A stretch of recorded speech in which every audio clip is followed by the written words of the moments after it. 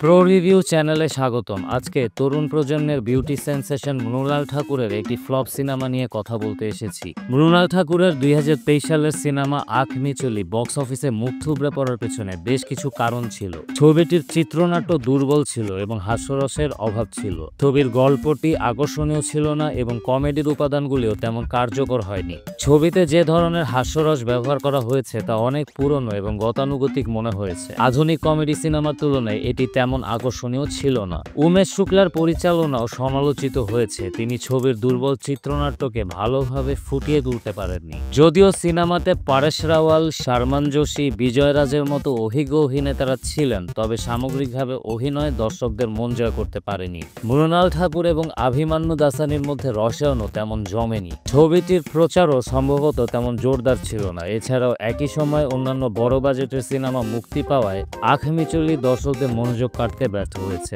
মুক্তির পরেই সিনেমাটি সমালোচকদের কাছ থেকে নেতিবাচক রিভিউ পায়। এর ফলে অনেক দর্শক সিনেমাটি দেখার আগ্রহ হারিয়ে ফেলেন।